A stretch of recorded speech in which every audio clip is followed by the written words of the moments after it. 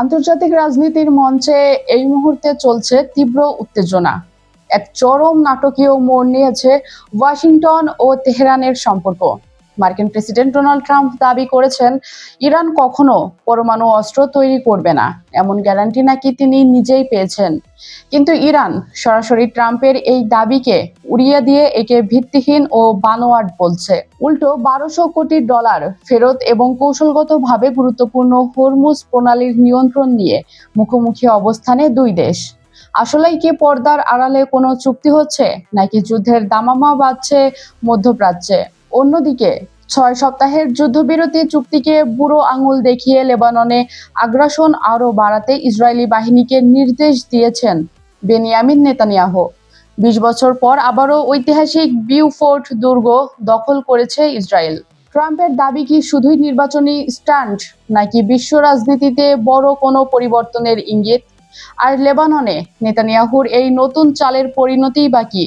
বিশ্বকাপানো এই দুই ভূ রাজনৈতিক ঝড় নিয়ে আজ বিস্তারিত আলোচনা করব আমরা। মার্কিন প্রেসিডেন্ট ডোনাল্ড ট্রাম্প দাবি করেছেন, ইরান কখনো পরমাণু অস্ত্র তৈরি করবে না, এমন একটি গ্যারান্টি তিনি তেহরানের কাছ থেকে পেয়েছেন। স্থানীয় সময় শনিবার তার পুত্রবধূ লারা ট্রাম্পের একটি পডকাস্ট শোতে দেওয়া সাক্ষাৎকারে তিনি এই দাবি করেন। সাক্ষাৎকারটি মার্কিন সংবাদ মাধ্যম ফক্স নিউজে সম্প্রচারিত হয়। স্থানীয় সময় শনিবার তার পুত্রবধূ লারা ট্রাম্পের একটি পডকাস্ট শোতে দেওয়া সাক্ষাৎকারে তিনি এই দাবি করেন। সাক্ষাৎকারটি মার্কিন সংবাদ মাধ্যম ফক্স নিউজে সম্প্রচারিত হয়।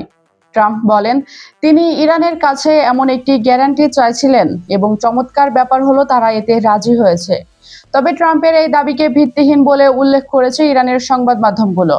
তাদের প্রতিবেদনে ট্রাম্পের দাবির কোনো প্রতিফলন দেখা যায়নি। উল্টো ইরানের পক্ষ থেকে জানানো হয়েছে, ওয়াশিংটনে ফ্রিজ করে রাখা দেশটির $1200 কোটি অবমুক্ত করলেই কেবল তারা যুক্তরাষ্ট্রের সঙ্গে আলোচনায় বসবে। একই সাথে ইরানের 60% বিশুদ্ধ ইউরেনিয়ামের মজুদ ধ্বংস করা হবে বলে ট্রাম্প যে দাবি করেছেন তাও সম্পূর্ণ ভিত্তিহীন বলে নাকচ করেছে তেহরান। উল্লেখ্য, ইরানের পরমাণু প্রকল্প নিয়ে ওয়াশিংটন ও তেহরানের মধ্যে দীর্ঘ প্রায় 2 দশক ধরে উত্তেজনা চলছে। ওয়াশিংটনের দীর্ঘদিনের অভিযোগ, ইরান শান্তিপূর্ণ পরমাণু প্রকল্পের আড়ালে গোপনে পরমাণু অস্ত্র তৈরি করছে। তবে ইরান শুরু থেকেই এই অভিযোগ অস্বীকার করে আসছে এবং তাদের পরমাণু কর্মসূচি সম্পূর্ণ শান্তিপূর্ণ বলেই দাবি করে থাকে। যুক্তরাষ্ট্রের সঙ্গে প্রস্তাবিত সমঝোতা স্মারকে অবরুদ্ধ $1200 কোটি সম্পদ মুক্তি দেওয়ার বিষয়টি অন্তর্ভুক্ত রয়েছে বলে দাবি করেছে ইরানের রাষ্ট্রীয় গণমাধ্যম। একটি আনুষ্ঠানিক খসড়া চুক্তির বরাত দিয়ে গত শনিবার রাষ্ট্রীয় টিভির প্রতিবেদনে বলা হয়, আগামী 60 দিনের মধ্যে ইরানকে এই তহবিলে পূর্ণ প্রবেশাধিকার দিতে সম্মত হয়েছে যুক্তরাষ্ট্র। এর ফলে ইরান কোনো বাধা ছাড়াই এই অর্থ তাদের পছন্দ সহ ব্যাংকে স্থানান্তর ও খরচ করতে পারবে। তবে তেহরানের এই দাবিকে সম্পূর্ণ বানোয়াট বলে উড়িয়ে দিয়েছে হোয়াইট হাউস। মার্কিন প্রেসিডেন্ট ডোনাল্ড ট্রাম্প এক বিবৃতিতে সাফ জানিয়ে দিয়েছেন, পরবর্তী নির্দেশ না দেওয়া পর্যন্ত কোনো ধরনের অর্থের আদান প্রদান হবে না। ট্রাম্পের এই বিবৃতির ঠিক একদিন পরই ইরানের পক্ষ থেকে এমন দাবি সামনে এলো, যা দুই পক্ষের মধ্যে চলমান উত্তেজনা ও মতপার্থক্যকে আরও স্পষ্ট করেছে। এর আগে ইরানের কেন্দ্রীয় ব্যাংকের প্রধান কাতার সফরকারী একটি প্রতিনিধি দলের সঙ্গে এই অবরুদ্ধ তহবিল নিয়ে আলোচনা করেছেন বলে জানা যায়, যা চূড়ান্ত চুক্তির অংশ হিসেবে সমঝোতা স্মারকে উল্লেখ রয়েছে। ইরানের রাষ্ট্রীয় টিভি দাবি করেছে, তেহরান এই প্রণালীর ওপর তাদের নিয়ন্ত্রণ বজায় রাখবে, যা যুদ্ধের শুরু থেকে তারা অবরোধ করে রেখেছে এবং এর ফলে বিশ্ববাজারে অস্থিরতা তৈরি হয়েছে। অন্যদিকে ট্রাম্প জোর দিয়ে বলছেন যে চুক্তির আওতায় ইরান অবাধ জাহাজ চলাচলের জন্য এই পথটি খুলে দিতে বাধ্য হবে। যুক্তরাষ্ট্র স্পষ্ট জানিয়েছেন, এই গুরুত্বপূর্ণ জ্বালানি সরবরাহ পথের উপর ইরানের একক নিয়ন্ত্রণ কোনোভাবেই গ্রহণযোগ্য নয়। যুক্তরাষ্ট্রের মধ্যস্থতায় 6 সপ্তাহ ধরে যুদ্ধবিরতি চললেও লেবাননের আরও ভেতরে ঢুকে দখল সুদৃঢ় করার জন্য দেশটির সামরিক বাহিনীকে নির্দেশ দিয়েছেন ইসরায়েলের প্রধানমন্ত্রী বেনিয়ামিন নেতানিয়াহু। মূলত সশস্ত্র গোষ্ঠীর বিরুদ্ধে আরও কঠোর হামলা চালানোর লক্ষ্যেই তিনি এই নির্দেশ দিয়েছেন।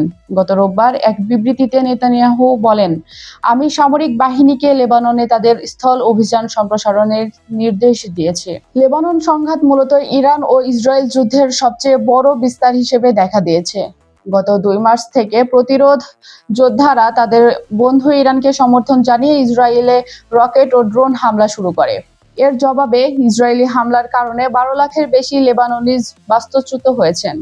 লেবানন সরকারের তথ্য অনুযায়ী এ পর্যন্ত এই অভিযানে 3,370 জনের বেশি মানুষ নিহত হয়েছেন।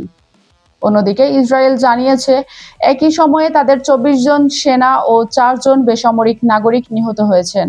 প্রতিরোধ যোদ্ধাদের ক্রমাগত হামলার কারণে উত্তর ইসরায়েলের কয়েক হাজার বাসিন্দাও বাস্তুচ্যুত হয়েছেন। এপ্রিলের মাঝামাঝি সময়ে যুদ্ধবিরতি চুক্তি হলেও ইসরায়েলি বাহিনী ও প্রতিরোধ যোদ্ধারা একে অপরের উপর হামলা চালিয়ে যাচ্ছে।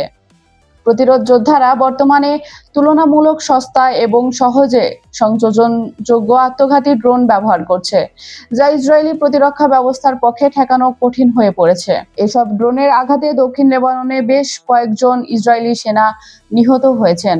ইসরায়েলি সেনাবাহিনী ইতিমধ্যে লেবাননের লিতানি নদী পর্যন্ত এলাকা নিজেদের নিয়ন্ত্রণে নিয়েছে এবং এখন তারা আরও উত্তরে প্রায় 10 কিলোমিটার দূরে অবস্থিত জাহারানি নদীর দিকে অগ্রসর হচ্ছে। সাম্প্রতিক এই অগ্রযাত্রায় ইসরায়েলি বাহিনী দক্ষিণ লেবাননের 900 বছরের পুরনো কৌশলগত বিউফোর্ট দুর্গ এবং একটি পাহাড়ি উপত্যকা দখল করেছে।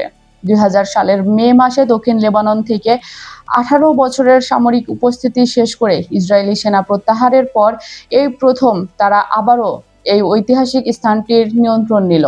ইসরায়েলের প্রতিরক্ষা মন্ত্রী ইসরায়েল কাৎজ সামাজিক যোগাযোগ মাধ্যমে দুর্গের ওপর ইসরায়েলের পতাকা ও গোলানি ব্রিগেডের পতাকা ওড়ানোর ছবি প্রকাশ করে জানিয়েছেন, দক্ষিণ লেবাননে ইসরায়েলের নিরাপত্তা বলয়ের অংশ হিসেবে সেনারা বিউফোর্ট দুর্গ নিজেদের অধীনে রাখবে।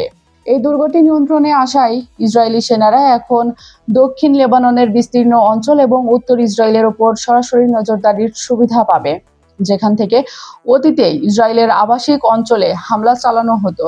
ইসরায়েলি বাহিনীর দাবি, সর্বশেষ অভিযানটি মূলত বিউফোর্ট রিজ এবং ওয়াদি আল সালক এলাকার নিয়ন্ত্রণ প্রতিষ্ঠার দিকে কেন্দ্রীভূত ছিল, যাতে ইরানের নির্দেশনায় গড়ে ওঠা প্রতিরোধ যোদ্ধারার অবকাঠামোগত সক্ষমতা চূর্ণ করা যায়।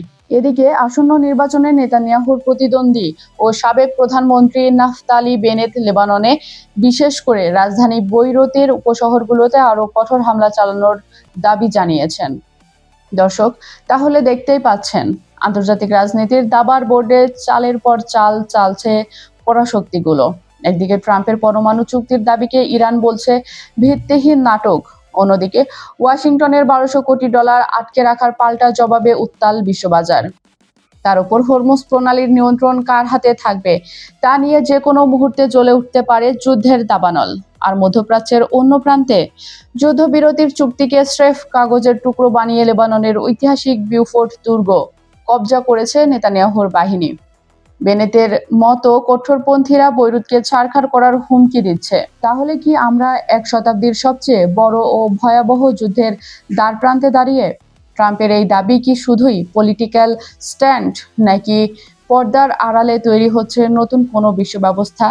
আর লেবাননে ইসরায়েলের এই আগ্রাসনের শেষ কোথায়? আপনার কি মনে হয়?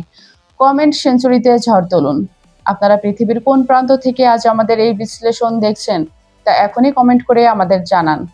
বাংলাদেশ, ভারত, পাকিস্তান, আমেরিকা কিংবা ইউরোপের কোনো দেশ, নাকি Ukraine, Brazil, Argentina, Africa, Saudi Arab, Kuwait, Dubai তথা গোটা মধ্যপ্রাচ্য, যেখানেই থাকুন না কেন আপনার মূল্যবান মতামত আমাদের লিখে জানান, কারণ আপনাদের প্রতিটি মন্তব্যই আমাদের আগামী দিনের পথ চলার অনুপ্রেরণা। আন্তর্জাতিক ভূ রাজনীতির এমন রগরগে ও চাঞ্চল্যকর সব ইনসাইড স্টোরি সবার আগে পেতে এখনই আমাদের চ্যানেলটি সাবস্ক্রাইব করুন এবং বেল আইকনটি চেপে রাখুন। আর হ্যাঁ, আপনি যদি আপনার ব্যবসা বা প্রতিষ্ঠানের বিজ্ঞাপন আমাদের এই প্ল্যাটফর্মে প্রচার করতে চান, তবে স্ক্রিনে এবং ডেসক্রিপশন বক্সে দেওয়া নম্বরে সরাসরি যোগাযোগ করতে পারেন। আজকের মতো আমি এখানেই বিদায় নিচ্ছি। খুব শীঘ্রই দেখা হবে বিশ্ব রাজনীতির নতুন কোনো গরম খবর ও পর্দার আড়ালের এক্সক্লুসিভ বিশ্লেষণ নিয়ে। ততক্ষণ পর্যন্ত সবাই ভালো থাকুন, চোখ কান খোলা রাখুন এবং নিরাপদ থাকুন। আল্লাহ হাফিজ।